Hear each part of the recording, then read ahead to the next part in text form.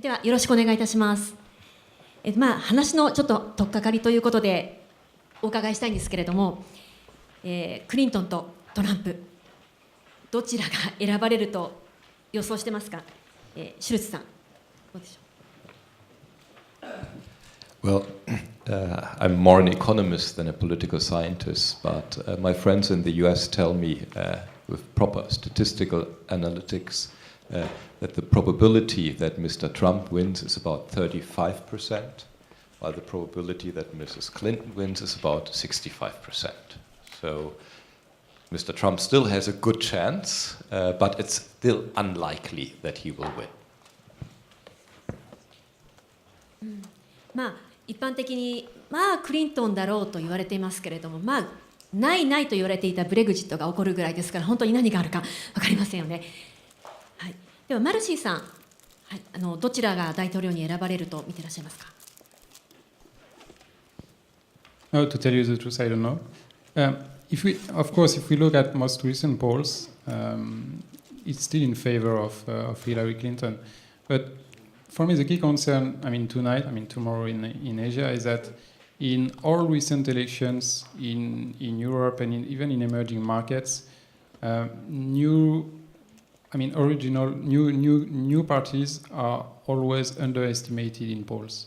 And I think this is a key risk for tonight, because if you look at polls, it's true that Hillary Clinton should win, but the key risk is that I think Donald Trump is underestimated in polls. And if you look at the situation on a state-by-state basis, it's true that it's still very much in favor of Hillary Clinton. But if you look at this situation very carefully, in a lot of these states, she leads by a very small margin.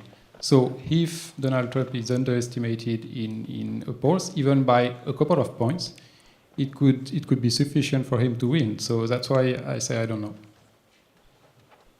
はい。仮にクリントン大統領になったとしても、ここまで接戦になると、クリントンが大統領になった後も、トランプが言っていた、政策を完全に無視するわけにもいかないだろうし、いろいろと、今後に影響してくるんじゃないかと思うんですが、ではですね、トランプ大統領が誕生した場合とクリントン大統領が誕生した場合、それぞれ分けて見ていきたいんですが、まず、シュルツさん、もしトランプ氏が大統領になった場合、アメリカ経済は短期的には一旦混乱すると思うんですが、中期的、長期的に見るとどんなふうになっていくと思われますか。Well, an American president has usually about 6 months to get the core policies on the road and to be implemented. That in general. Mr. Trump in particular needs to act very, very fast, because this is what he's promising every day to his electorate. So he will be very, very bold in the beginning and focus on trade, probably canceling TPP for the foreseeable future, probably shooting at NAFTA, which is a good possibility. So being destructive on NAFTA would be possible, the US trade agreement in the Americas. Focusing on border control, immigration control, he can do this immediately, and roll back many of the initiatives of the Obama government, including Social Security. So he would be very, very bold initially. That would be a big shock for markets and would have a big impact. Longer term, we don't know how much. After 6 months, the government, beyond the president, will capture him and get everything on normal tracks again in every country. In Japan, in Europe, in US, the bureaucracy takes care of implementation. So things will level out after that. The big question would be, how big would be the initial impact and how much damage can be done? I wouldn't be I would be too pessimistic in terms of the longer term. In the mid-run, we might get quite a shock if he wins. はい、かなり選挙戦の中では、移民政策などではインパクトの強いことをおっしゃってましたが、あれは実際に議会の承認を経て実現されるっていう可能性は高いと思われますかね、シュルツさん、再び。Yes. This is where we are all looking at, in particular in Asia. The US has a very, very important role in Asia, and we know that there are risk factors in Asia as well.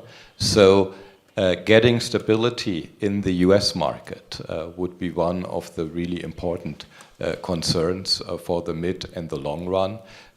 Overall, however, also in terms of the dollar exchange rate, I think things would be leveling out quite soon again. はい、ちょっとマルシーさんにも伺いたいんですけれども、この移民政策が、この強硬な、強制退去のようなものが、仮に実施された場合、かなり労働力が不足したりで雇用コストが増大したりということが出てくるかと思うんですけれども、どの程度の影響が、どのくらいの規模の影響が出るというふうに考えられていらっしゃいますか。I think regarding to what Martin said, we have to clearly distinguish, as you said, the short-term impact from the longer-term one. In the short term, I wouldn't think the key risk would come from the reforms. The key risk would come from uncertainty. It could result from two things. The first one is, of course, Trump's election. There is a second kind of risk in the very short term, which is a contested result. If the result is very close, a little bit like what we saw in 2000 between Al Gore and George W. Bush. This is the second risk we have also to keep in mind, because it could happen. So regarding this, if you remember the slide I've just presented to you regarding the correlation between, on the one side, GDP growth in Europe, and on the other side, the political risk index. It turns out that we've done the same for the US. So it's a statistical model, so by definition this is indicative, but at least it can give a few inputs. We have done the same in the US, and we have assumed that, okay, let's say tomorrow after the election, because of a contested result or because of the election of Donald Trump, the political risk index in the US rises as much as the one in the UK before the referendum. In this situation, GDP growth in the US would be cut by around 1.5% within 1 year. So in our scenario, that's a coincidence, but we think next year GDP growth will be close to 1.5% in the US.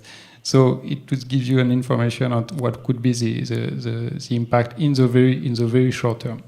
Then in the medium term, we go back to what Martin said on the reforms. Protectionism, problems regarding migration. Of course, it will have an impact in the very long term. This kind of policy will have an impact in the very long term on the US. But I think the key issue regarding this will be for some emerging markets that depend a lot on the US. So perhaps this is something we want to talk about.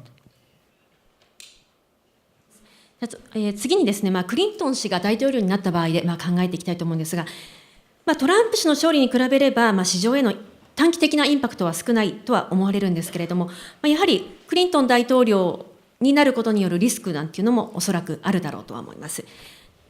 クリントン大統領が誕生した場合の、アメリカ経済の先行き、それから、世界や日本にとってどんな影響が出るかっていうのをちょっとどんなふうにお考えでしょうか、シルツさん。Well, we know quite well that Mrs. Clinton is clearly an internationalist. She has been foreign minister. She has been involved in foreign affairs and has a great interest in it. She also has a strong interest in Social Security and the project of Social Security reform.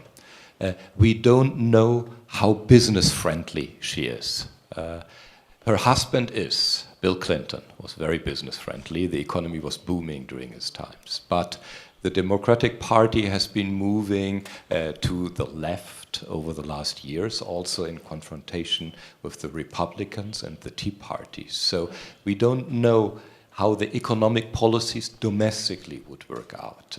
There is also, and this is very important, the confrontation and the politics, how they are playing out over the next month. Very important one. Very, very difficult to forecast. What Mrs. Clinton would clearly bring to the table with her stance towards internationalism is something very important in Asia and also in Europe. Globalization is under fire everywhere. not just in the US. She will have a positive stance on it, which could support policies in Europe, also in Asia, to get people at the table again, to develop positive attitudes toward globalization in the long term. I don't think that she will focus on TPP or any actual agreement that would have an immediate impact. That is basically off the table for quite some years. But she might build the ground again for more stability in Eastern Europe, better cooperation with the EU, and also in Asia. That would be very important in the long term. TPP の話も出ましたけれども、クリントン氏も TPP には反対的な立場を取っています。でその中で例えば為替の条件をつければ OK が出るんじゃないかなんていう話も出てますけれども、日本は今TPP の昨日見送りというのが決まってしまったりもするんですけれども、クリントン氏になった場合でもやっぱり TPP の進展というのはだいぶ遅くなりそうな感じはしますかね。シュルツさん。Well, in Japan, there has been too much focus on TPP. This is because of the Japanese government and Abenomics putting so much focus also for internal reforms on it. In Europe, TTIP was with the free trade agreement with the US was also in the news, but never that important as a real policy tool. So it is important to focus at the policies that go beyond or below these top-level policies. And Mrs. Clinton supporting trade and trade agreements in Asia, supporting NAFTA, where Japanese companies are investing in Mexico, investing in Middle America for the US market. Mrs. Clinton supporting CETA, the agreement between Canada and the EU. These are the policies that really produce business, that are really profitable in the long term. And this is where I would be optimistic. I would simply not focus on anything like TPP in the current situation, and she probably will not. Just a quick remark. Of course, it's very, very important. It's key to understand what Hillary Clinton has in mind if she wins. But we also have to keep in mind that, again, she leads the polls with a very small margin, meaning that in the best case scenario, she wins, but she would be unlikely to get the majority at the Senate and at the House of Representatives. So even though she has a very busy reform agenda, in this kind of scenario, she would be unable to pass a lot of reforms. Look at what has happened over the past couple of years in the US. Nothing, just because Barack Obama can't do anything. 確かにこのねじれ議会になった場合、いろいろ物事が進まないのではないかという話があるんですが、クリントン大統領は基本的にはオバマ路線を継承していく、続けていくと思うんですが、どこは継承して、あるいはどこは変換していくっていうふうに考えてますか、マルシーさん。I think if she can do it, so it's a big if, as I said, she has heard all the dissatisfaction of a large part of the US population. And it's a paradox because over the past couple of years, we have seen that the recovery in the US after the crisis has been very fast. If you look at all macro indicators, unemployment, GDP growth, private consumption, all of them do quite good. Now, if you look a little bit more deeply, and that's the reason why there have been a lot of dissatisfaction, and that's the reason why Trump is so high in the polls. You see that income inequalities have also increased a lot. So, for example, if you compare wages now and in 90, so about 25 years ago, in real terms, the mean wage has increased by 20%. So if you look at it, you say, okay, it looks good. Now, if you look at the median wage, not the mean one, it has not increased at all. So now do the same with wealth of households. The picture is exactly the same. In real terms, the mean wealth has increased by 20%. Now if you look at the median one, it has even decreased. So I think Hillary Clinton has looked at that, and if she can do it, which is again, this is a big if, she would do something regarding the minimum wage, and that would be a little bit her big reform, like the health system one for Barack Obama. But again, this is we assume here that she can make reforms. 経済成長という意味では、どんなふうになっていくというふうに、そうですね、2017年の状況ということで予想で、マルシーさんお願いできますか。If we don't take into account what's going on at political level, so in other words, if we assume Clinton is going to win, so there would not be any big development at political level.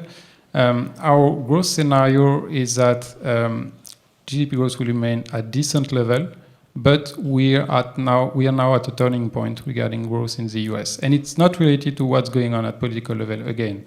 It's just a normal cyclical process. The recovery process in the US started much earlier than the one in the Eurozone. And so what we start to see, for example, at corporate level is that corporate profits start to decline from a high level, admittedly, but it start to decline.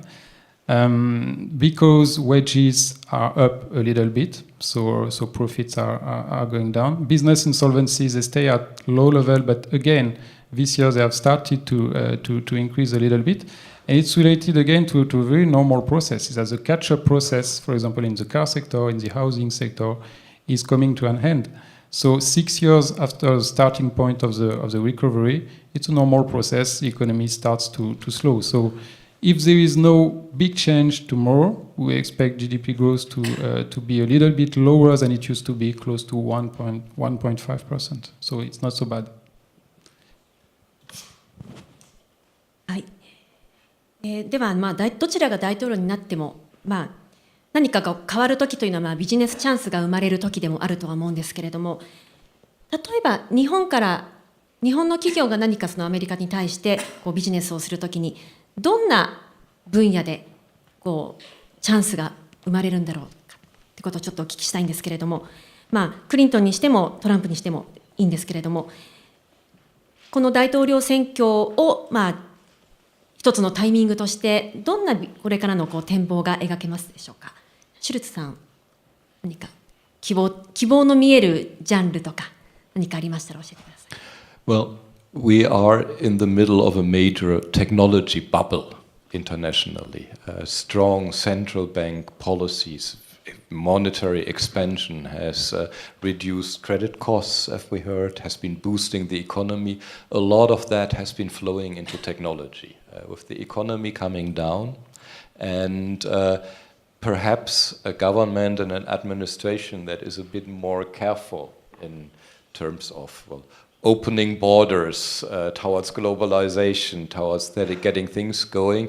I think there will be quite some more restructuring in the technology sector, which can be interesting for Japan, because Japan is still very strong on technology, underinvested in the US in many ways, so there might be new opportunities coming up when taking Japan's industries more global than they are, also in technology, very important. We know that the US will have to focus on infrastructure.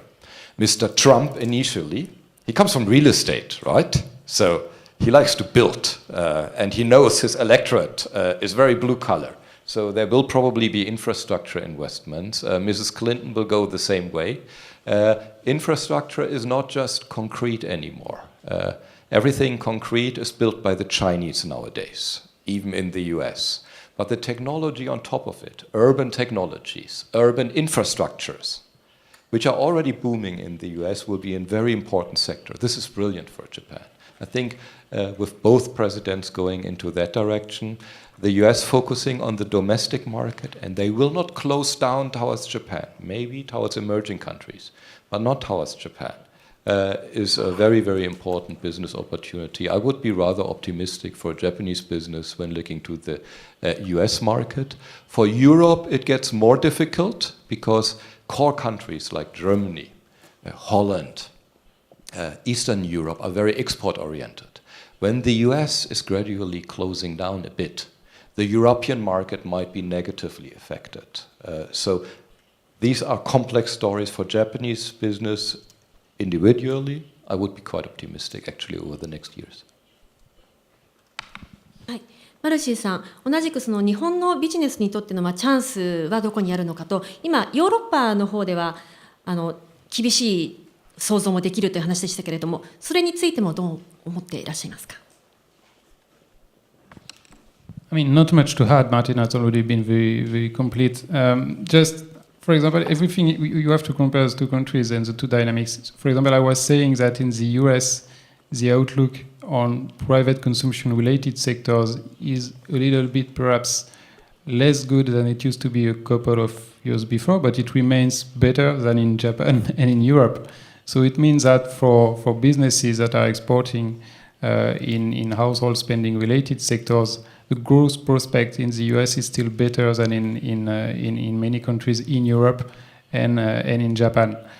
Just on infrastructure, I agree, but this is something we have said for years and years. And the problem is that infrastructures needs fiscal spending.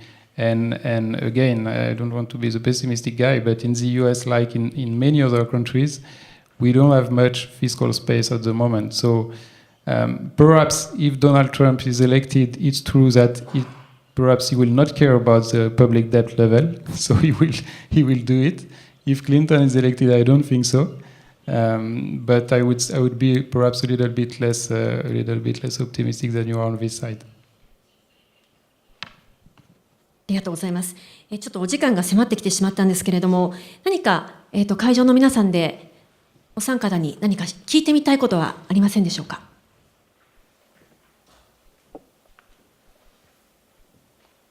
手を挙げていただけましたらばよろしいですか。アメリカ大統領選挙後のアメリカ経済、そして日本への影響などについてお話を伺いました。マルティン・シュルツさん、そして井上誠一郎さん、そしてジュリアン・マルシーでした。ありがとうございました。